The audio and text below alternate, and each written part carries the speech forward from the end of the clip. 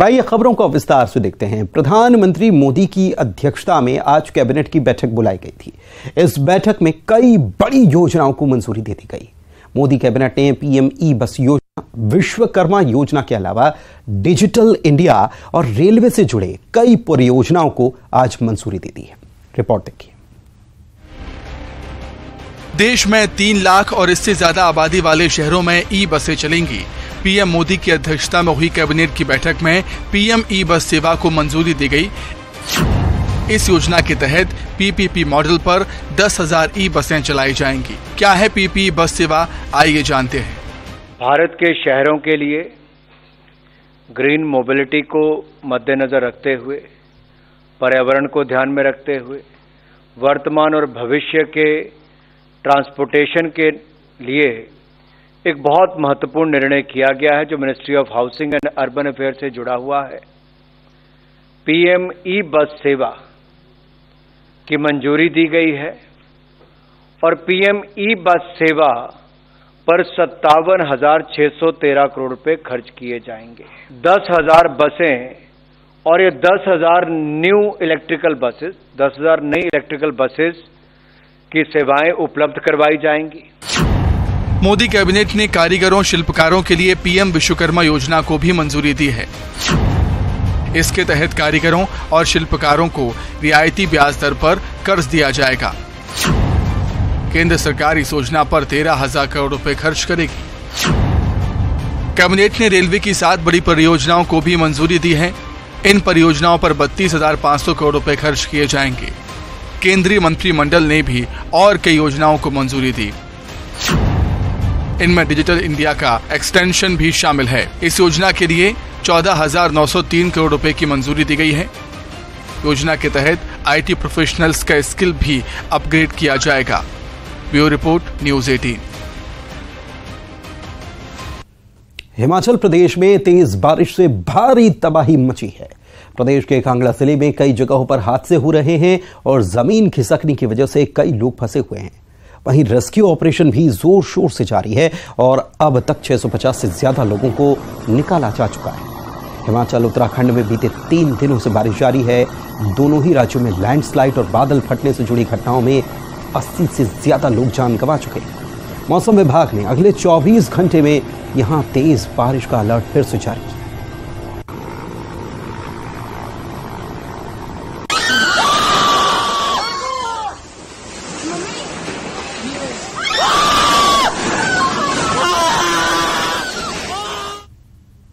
साढ़े 600 लोगों को इवैक्यूएट कर लिया था।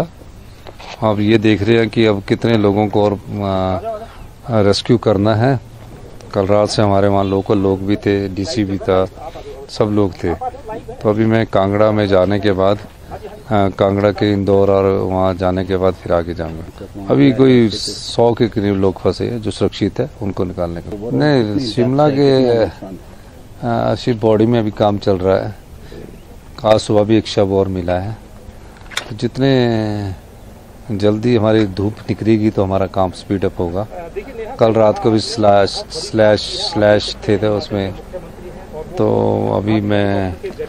अभी सारी चीज़ों को देखते हुए यही कह सकते। ज़्यादा नुकसान हमारा ये 13, 14 और 15 को हुआ है। इसमें 71 जो डेथ है वो अभी तक हमारे पास रिपोर्टेड है और ओवरऑल जो है अभी तक हमारा 7,500 करोड़ रुपए का जो नुकसान का जो आंकलन हमारे पास आ चुका है। ये भी बहुत ज़्यादा बढ़ने वाला है क्योंकि अभी सारे लोग जो है रिलीफ रेस्क्यू में लगे हैं, लेकिन इसका डिटेल्ड एस्टिमेट आने में समय लगेगा।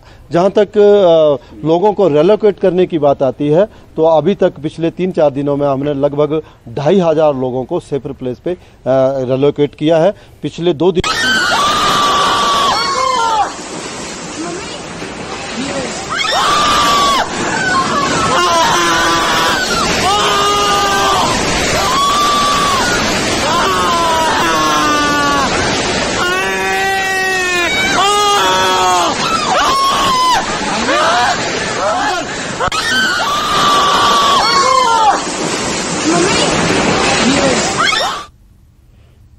कितनी भारी तबाही मची है, इस तस्वीर को देखकर आप समझ सकते हैं, लेकिन ये केवल एक तस्वीर नहीं, कई और तस्वीरें हैं।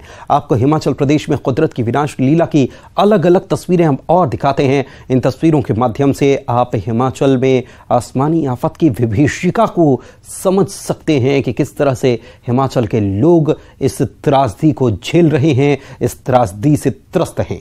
हिमाचल में तबाही मची है, नदी का जल स्तर जबरदस्त बढ़ा हुआ है। लोगों को बचाने के लिए रेस्क्यू का काम लगातार चल रहा है। एनडीआरएफ की टीमें हों या एसडीईआरएफ की टीम लोगों को सुरक्षित स्थानों पर ले जा रही है। भारतीय सेना भी मैदान में उतर आई है। सेना के जवान लोगों तक मदद पहुंचा रहे हैं। बाढ़ में फंसे लोगों को निकाला जा रहा है। 5वीं तस्वीर में आप देख रहे हैं कि तबाही का आलम कितना है। रेलवे ट्रैक हवा में झूल रहा है। सरकारी संपत्ति को खासा नुकसान हुआ है। कई लोग बेघर हुए हैं। कई मकान जमींदोज हुए हैं। मकान गिर गए हैं।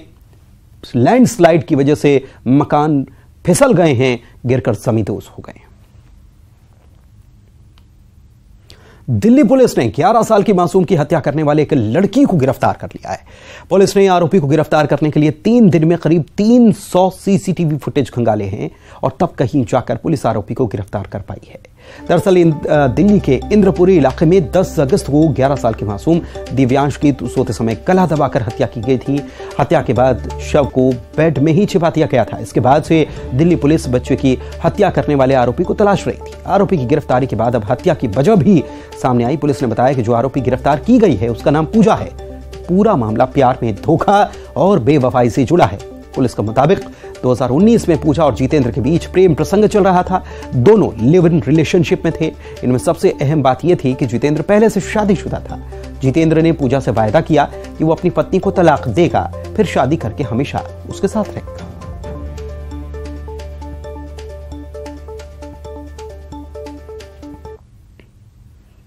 बढ़ते आगे, चुनावी साल में मध्य प्रदेश में हिंदू राष्ट्र पर फिर से सियासी घमासान मचा हुआ है। सीएम शिवराज सिंह चौहान ने कमलनाथ और दिग्विजय सिंह के हिंदू राष्ट्र वाले बयान पर हमला बोला।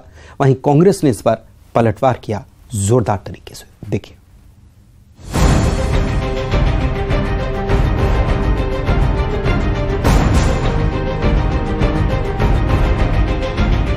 विधानसभा चुनाव से पहले मध्य प्रदेश की सियासत हिंदुत्व के आसपास घूम रही है।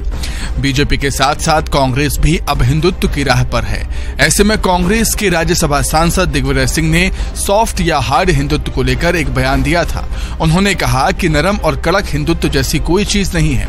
दिग्विजय सिंह ने कहा था कि हिंदुत्व का हिंदू और सनातन धर्म से कोई नाता नहीं है। संविधान की शपथ लेकर काम करने वाला कोई भी व्यक्ति हिंदू राष्ट्र की बात करता है तो उन्हें पहले अपने पद से इस्तीफा दे देना चाहिए।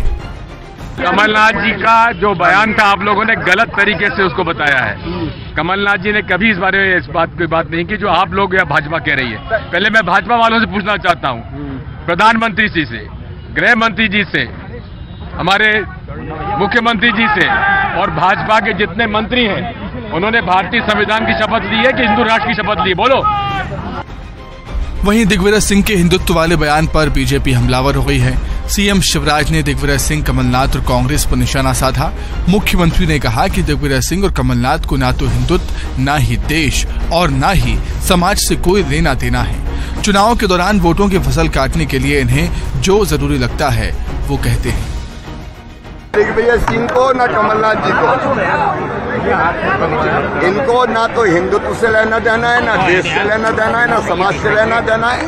देखो ये तो वोटों की फसल काटने के लिए जब जो ठीक समझते हैं वो कहते रहते हैं। इनको किसी से लेना देना नहीं।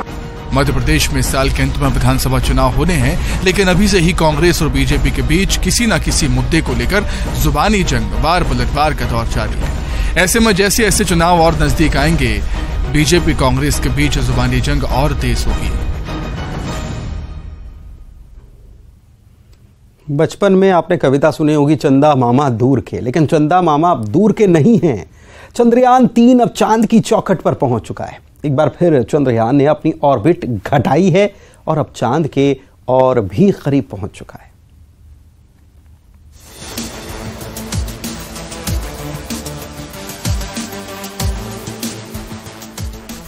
चंद्रयान 3 अब चांद के चौखट तक पहुंच चुका है। चंद्रयान ने चांद का अंतिम ऑर्बिट मैन्यूअर पूरा कर लिया है और चांद के 153 किलोमीटर इंटू 163 किलोमीटर की ऑर्बिट में आ गया है।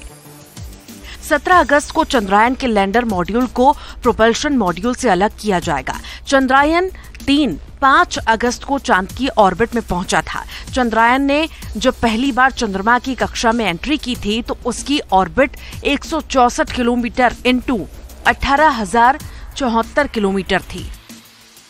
ऑर्बिट में प्रवेश करते समय उसके ऑनबोर्ड कैमरा ने चांद की तस्वीरें भी कैप्चर की थी। इसके बाद ऑर्बिट को घटाकर 170 किलोमीटर इंटू 4,313 किलोमीटर किया गया। चंद्रयान 3 की ऑर्बिट 9 अगस्त को घटाकर 174 किलोमीटर इंटू 1437 किलोमीटर कर दी गई, जिसके बाद 14 अगस्त को भी चंद्रयान ऑर्बिट घटाई गई। चंद्रयान 3 23 अगस्त को चंद्रमा पर लैंड करेगा।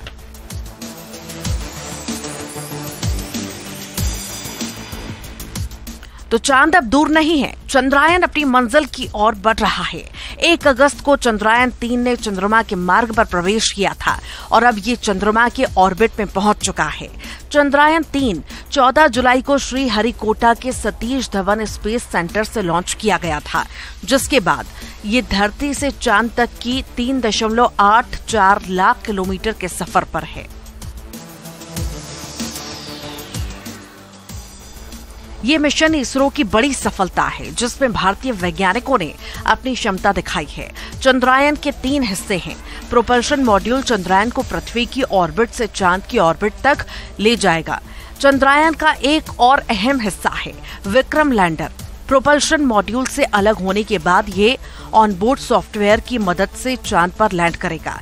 लैंडिंग के समय इसकी स्पीड 2 किलोमीटर प्रति सेकंड होगी, जिसके बाद प्रज्ञान रोवर बाहर आएगा। ये सोलर पैनल की मदद से पावर जनरेट करेगा। प्रज्ञान रोवर लैंडर को डाटा भेजेगा, जिसके बाद लैंडर इसे आगे पहुंचाएगा। चंद्रयान 3 चांद के दक्षिणी ध्रुव पर उतरकर इतिहास रचने के मिशन पर है। ये चंद्रमा का वो इलाका है जहां अब तक कोई भी लैंडर नहीं उतर पाया है। इस मिशन के जरिए इसरो दुनिया को साबित करेगा कि देश के पास चांद पर सॉफ्ट लैंडिंग और रोवर को वहां चलाने की काबिलियत है। Bureau report, news 18। चलिए अब आपको हम दिखाते हैं पतंगबाजी का अद्भुत नजारा। महाबलीपुरम में आयोजित इंटरनेशनल काइट फेस्टिवल में पतंगबाजी का हुनर दिखाने के लिए पतंगबाज पहुंचे हैं। देखिए जरा।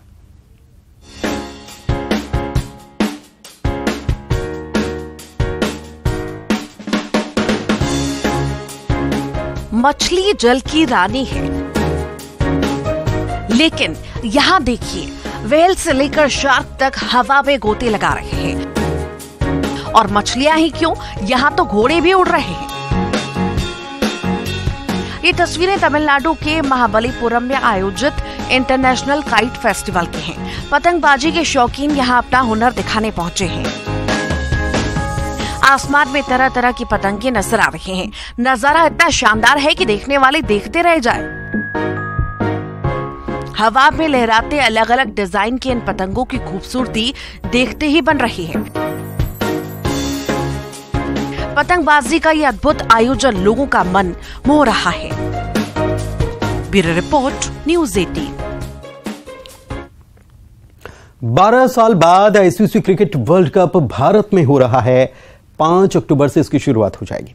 इसमें 50 दिन से कम समय रह गया है और ऐसे में आईसीसी ने प्रमोशन की तैयारी शुरू कर दी है। ऐसे में आज ताजमहल में कुछ लोग हाथ में चमचमाती हुई ट्रॉफी लेकर पहुंचे। ट्रॉफी को ताजमहल के वीडियो शूट प्लेटफॉर्म पर रख दिया गया और जैसे ही पर्यटकों की नजर ट्रॉफी पर पड़ी तो वे ठिठक गए, रुक गए सहसा और फिर ट्रॉफी के साथ सेल्फी लेने और वीडियो बनवाने के लिए पर्यटकों की होड़ मच गई।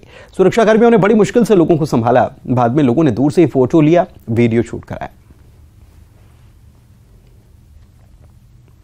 तो 18 देशों के सफर के बाद ये ट्रॉफी अब भारत पहुंच चुकी है और ताजमहल के सामने इसका फोटो शूट किया गया है। सेल्फी के लिए पर्यटकों की भीड़ भी यहां पर ताज नगरी में नजर आई, क्योंकि ताज नगरी में तो पर्यटक बड़ी संख्या में जाते ही हैं। और जब उन्होंने यहां देखा कि अरे ये क्या है, और पता चला कि अरे ये तो ट्रॉफी है, वर्ल्ड कप की ट्रॉफी है, तो क्यों ना इसे कैमरे में कैद कर लिया जाए। और सुरक्षा कर्मियों को खासी मशक्कत करनी पड़ी लोगों को संभालने के लिए। और इसी के साथ इस बुलेटिन में इतना ही। नमस्कार।